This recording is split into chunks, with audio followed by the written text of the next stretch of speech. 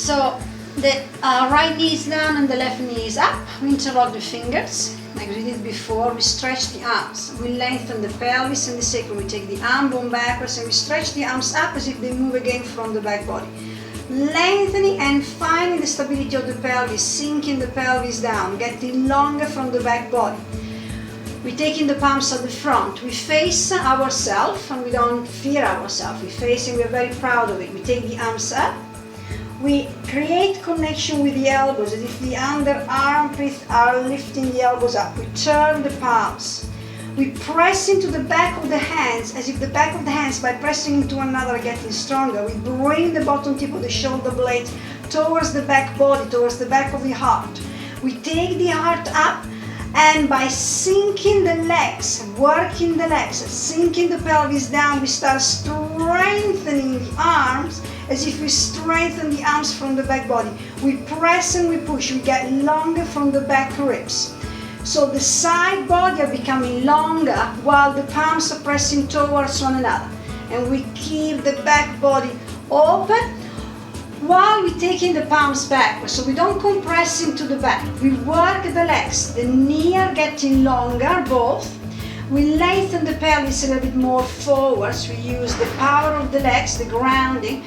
And now we strengthening the side body, opening the front sternum, and without collapsing into our arms, remember the pelvis stays stable, we take in the palms back, we stretch the fingers, and now we search for our little stretch. From the front to the quad, back doesn't get affected. We don't go for a collapsing feeling, we get the length of the spine by grounding the lower limbs and stabilizing the upper limbs. So we lengthen the pelvis. It's not a tuck, we lift the pubic bone, we lengthen the front abdominal wall internally, and we're just going long up, over and back. Now we're keeping the same structure, but we are we tuck the toes under on the back right foot, as if we are like sprinter, right on the athletic running point, ready to start a long run. We get the palms to the floor, and we create again a long connection of the sitting bone down. The first instinct will be to lift the pelvis up. We lengthen the pelvis down. We keep a gap, a space between the front quad and the abdomen. And as we are lifting the pelvis upwards, we try to create the back body open. A lot of you are going to collapse the knee inwards on the back leg. See if you can avoid that by feeling you're wearing a high heel. Now, stay with your body back so you're not collapsing with your pelvis forward. The supporting strong left leg, left heel are very grounded, leading with your chest and your sternum and your front heart. So avoid collapsing on your toes, stay onto the back left heel. Think about lifting your heart, and now slowly and gently lift the back leg. Stretch the back leg away. Imagine you want to kick something away from you, lengthen your heels, engage your inner leg, both, the one you're stretching and the one you are, stabilizing onto. Back heel long, and now bring the foot down. Bring the knee down, well done guys, that wasn't easy, particularly with the wind. Change, take the other leg forward. And again, as you're going down, try to already align yourself in the middle. Find the middle point with your pelvis. So you're feeling your sitting bones on each side.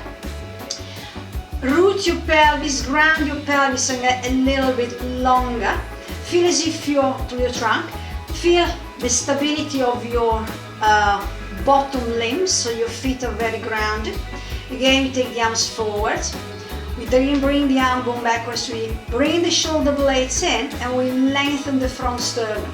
Now, as your arms are getting longer and stronger, we don't lift the arms just by using your neck muscle. We're using the entire stability of the body.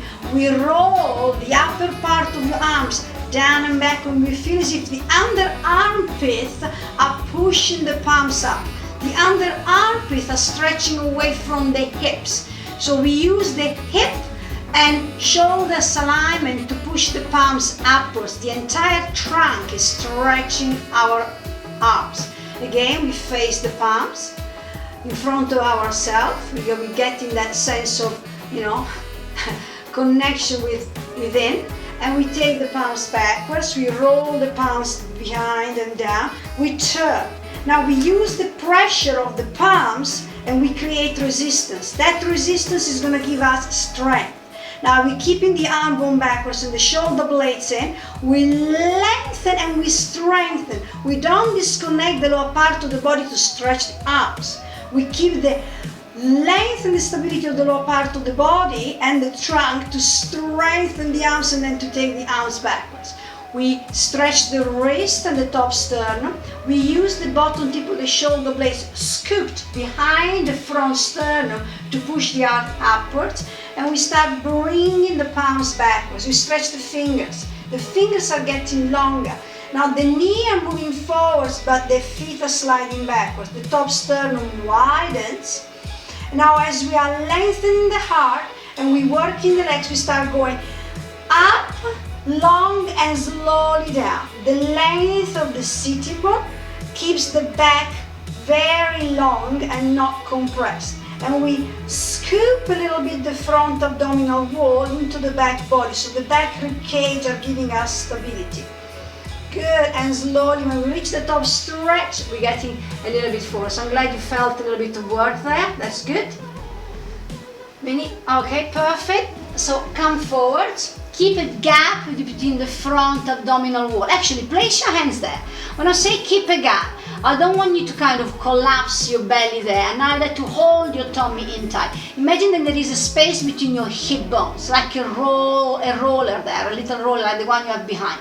And as you're coming forward, you're maintaining that space.